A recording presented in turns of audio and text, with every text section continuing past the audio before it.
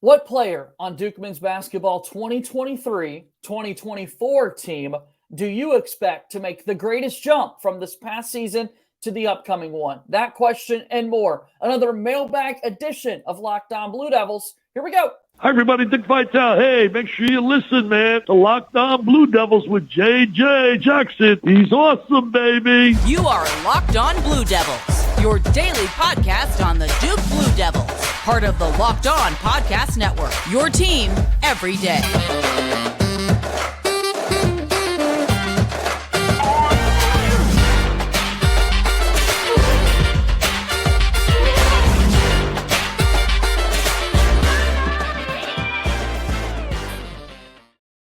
Hello, everybody, and welcome into another episode of the Locked On Blue Devils podcast. My name is JJ Jackson. It's so great to have you here with us on the program today as we discuss everything going on in the life of Duke athletics. If you haven't done so already, please be sure to follow and subscribe to our podcast for free wherever you get your podcast. We're available each and every day. Leave us a 5-star rating and written review. Watch the show daily on YouTube as well. Your support of Locked On Blue Devils means the absolute world to us. Hit that subscribe button, so much more as we continue to grow this Locked On Blue Devils community. Follow us on Twitter at LO_Blue Devils and follow me on Twitter at _JJ_Jackson_.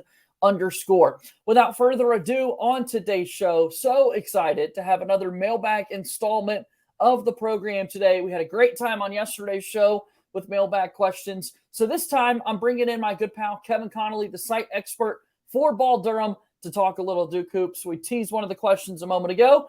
Kevin, thanks for the time as always. I hope you're doing well, friend. Doing well, JJ. How about you? I can't complain, man. Excited to kind of run through these questions. A mailbag episode.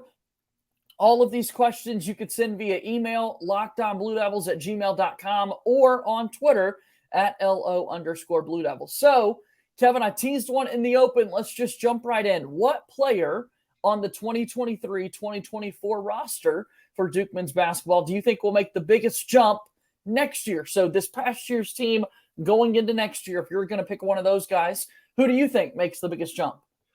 The easy answer has to be Tyrese Proctor, right? Just because, average just over 9 points a game. It feels like he's going to be easily a double-digit scorer next year. So I feel like that's the easy answer, but not the answer I'm going to go with. Okay. I'm going to go with Mark Mitchell. I think Mark Mitchell's another guy that you're going to see him reach that double figures in scoring, average just over 9 points per game this year.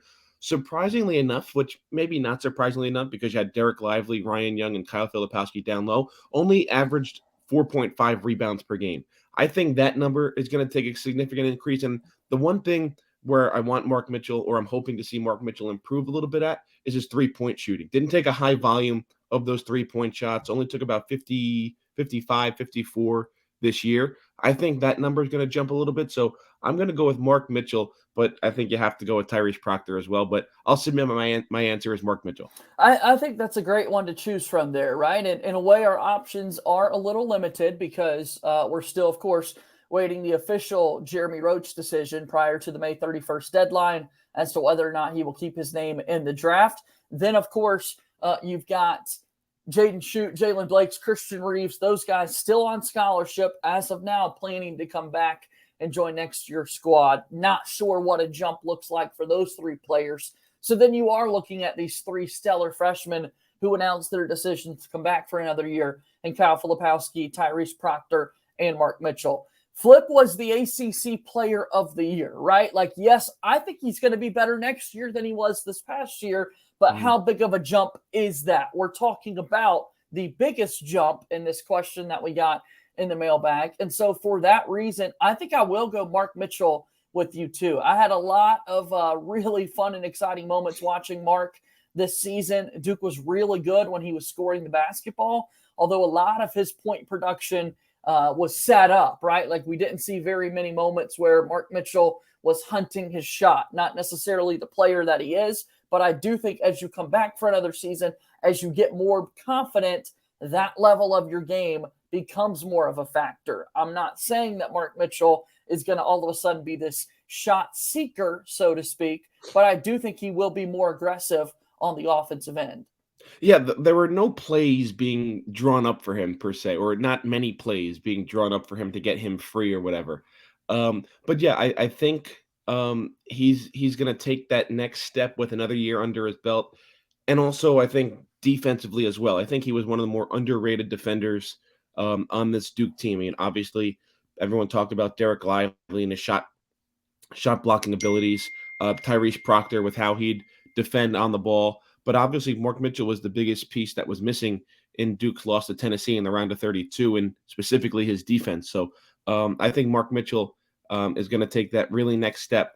Again, I felt like Tyrese Proctor was the easy answer, so I tried to dig a little bit deeper, but I guess I didn't go too deep. But your point on Filipowski as well. I mean, what more? How much more could he take that next step? You know what I mean? Almost average a double per game. It feels like you're not going to see that much more of a significant improvement from him. No doubt. Excited to see what kind of a jump will be in place for all those guys. Really good question there. All right, moving on. Our mailbag edition of Locked On Blue Devils. Who are transfer portal targets that Duke is talking to or should be interested in? When you saw this question come in, Kevin, what were you thinking? Well, it feels like the biggest transfer portal target is the big man from Virginia and Caden Shedrick. I think he's going to visit Duke again. He visited him, I think it was last week or maybe 10 days ago. And I feel like another visit is looming. Everything else seems a little bit quiet in terms of the transfer portal targets for Duke, but obviously they are missing that one big center with the absence of Derek Lively. So maybe they try and go portal hunting for a guard if Jeremy Roach does in fact decide to stay in the NBA draft. But it feels like Caden Shedrick out of Virginia is the biggest fish in the pond for Duke. Yeah, in terms of targets that are out there, because a lot of players have made decisions to go elsewhere, I think Shedrick is the name that we've seen most frequently attached to Duke basketball. It's really hard to even forecast other names potentially that would be there. What we do know is that 60 days after the NCAA tournament field is set, that's the expiration of the transfer portal. So we've got until May 11th. So Kevin, in theory, there is a world out there that, again, still with 3-4 weeks left until the closing of the transfer portal, that there are guys who have yet to go into the transfer portal, right? And so maybe there are names that come up. Yeah, you're still seeing that on a daily basis. I mean, maybe they're not the biggest names out there, like there were like right around that national championship game a couple of weeks ago and shortly after that. But there are still guys that are jumping into the transfer portal. So there might be a couple of names that we're not even privy to yet that could be potentially a Duke target. I do think Caden Shedrick is the one name to watch out for, though. He's got a visit coming up next weekend. That is the one transfer portal target name to be watching for Duke when you look at rim protectors and what that could look like for the Blue Devils. Let's continue the mailbag after our first time out here on today's show. Locked On Blue Devils here today is brought to you by our friends at FanDuel. It's the best time of year. Major League Baseball season is off and moving, and FanDuel is America's #1 sports book. That's because new customers can step up to the plate with a no-sweat first bet up to $1,000. Just go to FanDuel.com/lockedon, sign up, place your first bet, and get up to $1,000 back in bonus bets if you don't win. Just don't miss your chance to get a no-sweat first bet up to $1,000 when you join FanDuel today. Go to FanDuel.com/lockedon to sign up. FanDuel, an official partner of Major League Baseball. Moving forward here in today's episode of Locked On Blue Devils, JJ Jackson alongside my pal Kevin Connelly, the site expert for Ball Durham. Tell me about balldurham.com. What do you have cooking over there, Kevin? Well, we're following a lot of recruiting news. Obviously, this time of year, it's a lot of recruiting news and obviously NBA playoff action. So that's what we got a lot of going on over there. Obviously, we're still monitoring Jeremy Roach's draft projections and potential transfer portal news, but it's a lot of recruiting stuff and NBA playoff stuff we got going on. Check it all out. And again, as you said, on Twitter, ball_Durham to find all of that content. Okay, so our mailbag edition of Locked On Blue Devils. Here we go. All of your questions sent to us on Twitter or via email, lockedonbluedevils@gmail.com. This was a fun one coming in. Ken sent us an email asking, which Duke basketball player on the 2022-23 team do you think would make a good hoops coach? Wow. I like that. So on this That's a good past year's team, Yeah. who do you think would make a good hoops coach? We That's know a a lot really of Duke players turn into coaches, man. Yeah, I know. That's a really good question. And honestly, I'm stumped right now because this was a couple years ago. I would go with either Tyus or Trey Jones. Like I could see them. Like I don't know if I look at anybody on this team and say, "Oh yeah, like that's a good coach." That's a good question. Yeah, it feels like we go guards very Yeah, frequently when but it's coaches, right? I I don't know if I don't know if I lean that way right away. Ryan Young, maybe I would like that. Coach because Ryan Young, because yeah. right, the question's not necessarily a head coach. Right. It's just a coach, Yeah. and He's got a great personality related yeah. with the players. Yeah. Yeah, like that. See, I think I'm trying to find a loophole in your question here. Like, like typically when you hear that, you would think head coach, but like I think Ryan Young could be like a really good assistant coach, almost like Emil Jefferson is. Right. Like, I could see like a Ryan Young becoming like an associate or an assistant head coach or something like that, where he like develops big guys. Because I feel like Ryan Young, he has that um, intelligence, basketball IQ, and stuff. I feel like he'd be really good as like a big man coach, like Emil Jefferson does for Duke almost. I love that. Yeah. I think Jeremy Roach was a name that came quickly to mind Yeah. because of the guard spot. Again, I don't Mhm. know what it is about the guards there. What about Jacob Grandison? Could you see that? Yeah, I could. I could. I think I like how we're going a little bit deeper into the roster and not really Right. those guys The at the star top. names. Yeah. You got to Yeah, think of because the like whole roster. yeah, because like I don't know if I could see Jeremy Roach as a coach. Like Right. again, we always think about those guards, like the Jones brothers. Like I think Tyus and Trey would make really good coaches. I think Quinn Cook would make a really good coach. Obviously, John Scheyer and Nolan Smith are coaches as well. But yeah, I don't know if I really see it from Jeremy, but I like Jacob Grandison. Also, what a name that's floating out there for me, Derek Whitehead. Okay. I feel like Derek could be a really good coach because again, we didn't see him at his best this year because of injuries and everything. But like, I feel like I see some type of coach in Derek. Just like I've known him for a little bit around the high school game and from New Jersey and whatever. Right. And like, I might see a little bit of coach in him. Maybe not recently, maybe after a long playing career, but I might do. But I still think I'd turn in my initial answer as Ryan Young. Okay, Ryan Young is our answer that we're going with there. I love it. Again, all of these questions posted in the description below if you're watching us on YouTube or on the podcast platform. I've seen a couple of answers to yesterday's mailbag on the comment section already, so continue doing that for us. Who do you think would be the best coach from this past year squad? All right, next one up in our questions. Again, that question came from Ken, sending us an email there. Next question, what is your confidence level in Coach Scheyer after year one? Pretty vague question.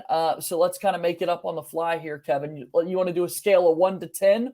I was just gonna answer through the roof. Through the roof. I Yeah. love that. I was just gonna answer through the roof because you look at this team, this past year's team, and it had talent. Like, don't get me wrong, like there was a lot of talent there.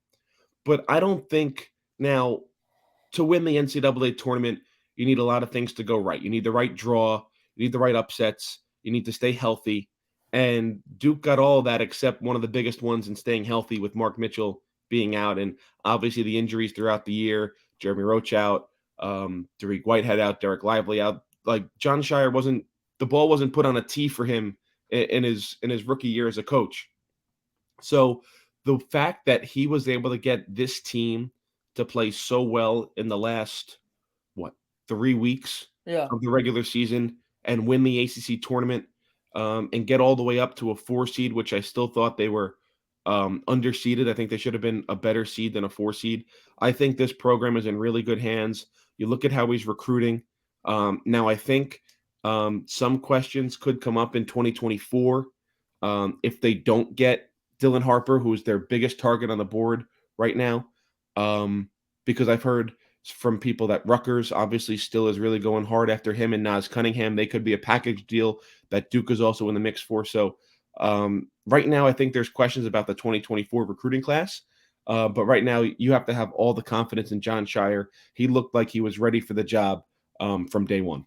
Especially seeing the one and dones, like to not necessarily be the case for Filipowski and Proctor and Mitchell coming back for another year. You look at next year's recruiting class, and we're big mock draft guys, Kevin, and you start to forecast the years to come. Right now, there aren't that many freshmen coming into Duke this upcoming season that are overwhelming favorites to be one of the top names selected in the 2024 class. So if it truly is Scheyer bringing guys in for not just one, but 2 years, like even 2 years is greater than one. We get to know them a little bit more as Duke basketball players. They really get to develop and then make that next jump. Like, that's why it's adding confidence to me. So you're right. I don't like having to issue a number on the confidence scale. Through the roof. That's the best way to go. Like, absolutely what we saw throughout the year, right? To think that the 3-game injury that Jeremy Roach had kind of forced Tyrese Proctor to be on the ball, and that greatly improved what Tyrese Proctor was as a player. His commitment to working through Derek Lively's struggles on the offensive end at times, and just development into turning into an incredible rim protector for Duke, all the while having the ACC Freshman of the Year in Kyle Filipowski. I think you've got to be really, really confident with what Jon Scheyer's doing. Yeah, and I think the year transition, so Coach K's last year, I think that was huge for Scheyer to be named that head coach in waiting, because it wasn't like, all right, you're waiting around. What's it going to be? Who's it going to be? Are these interviews going to go on during the season? Or are they just going to jump in after the season? So I think that was really big in setting him and the program up for long-term success. But yeah, you can't have you have to be excited about the future of this program under Jon Scheyer. Now, obviously, losing Mackenzie Mbako is not good, but I feel like most Duke fans, if presented with a one-on-one trade, Mackenzie Mbako or Kyle Filipowski, I would say about 95% would sign up for Filipowski. I love it. That's a great question that we just answered. We'll continue forward. One more question left to go. Again, a lot to choose from. Keep sending them because we'll continue to do mailbags throughout the offseason. Traditionally, I've done this on Mondays with our Mailbag Monday, but here we are on a Wednesday edition knocking out some mailbag questions. So Blue Devil 5-Star Party, fun little handle there, sent us a message asking just what is your favorite Duke basketball uniform? Blue Devil 5-Star Party, shout out to you for this question. Okay. I could tell you what my least basketball uniform. Oh, you got a least. Wow. I could tell you my least is the one, I forget how many years ago it was. Might have been the Trey Jones game. The uniform they wore at Carolina when Nike had that's my least. Okay. I think when Trey Jones did his heroics and they won it on the buzzer beater in Carolina. That uniform is my least favorite. Okay. They've never worn it again. I think it was like a one-time thing. But my favorite Duke basketball uniform. All right. So this is a little bit, it's none of the, well, first I should say I love the Brotherhood uniforms. I think if we go in terms of like the current rotation of Duke basketball uniforms, I would go with the navy blue Brotherhood uniforms. I think those are really, really nice. But if we're going all time, it's the black uniforms from the 2015 season. Like it's like that old, like the regular traditional Duke jerseys. I think I don't know if did they wear the blacks that year? I can't remember what game they wore them a couple games, but I'm thinking like they might have worn them. I forget if they wore the black or the blue when Coach K won his 1,000th game at St. John's at the Garden. They might have I think they wore the blacks at Virginia when they beat Virginia. I think they wore the blacks that game. So that if you're listening to this and you want to look up that uniform, I'm pretty sure they wore it the Virginia game. So go look up that game against Virginia and those black uniforms. All time, those are my favorites. But in the current rotation, I'm a big Brotherhood navy blue jersey guy. Yeah, my answer is and has always been black on black. Exactly what you're alluding to, just from my very, very, very young days growing up in a Duke basketball family. So cool that you typically see them in either white or blue. And then all of a sudden we'd get a game where Duke was wearing black on the road predominantly. And I was like, that is so cool. And it has just stuck in my brain forever. So I am automatically attracted to those black uniforms. 100% my favorite Duke basketball uniforms. We got a lot of good options. The Brotherhood is great and all, but just the symbolic, I'm reflecting a lot here on falling in love with Duke basketball. And it's definitely the black on black, man. That was always just so cool to me as a youngster, and it stuck still. Now it's funny, we both say the black jerseys are our favorite, but like a lot of fans hate the black jerseys because it feels like I would love. There's probably a record somewhere out there that I just don't have in front of me. But like, someone keeps up with the stats, and I'm sure there have been stretches where they've been the worst performing jerseys. Yeah. But it's like you said in the Virginia game, like we could think of big moments that happened in the black jerseys. Yeah, exactly. But it's always funny, like on Twitter when you see that. They post what jerseys they're wearing for the day, and it's the black ones, and fans on Twitter go and have a meltdown because it's like, oh my God, Duke's going to lose because they're wearing the black uniforms. But I don't think anyone really knows the records, and I don't know it right now. I'm sure you can go and find it, but the records of white and blue and black and all. Yeah. It's out there somewhere, I'm sure. Yeah. So good stuff. Mailbag edition of the program. Send all your questions in, lockedonbluedevils@gmail.com. Kevin, it was fun as always to kind of run through those questions with you. We'll have to do this again sometime soon. Give me one more plug for Ball Durham, my friend.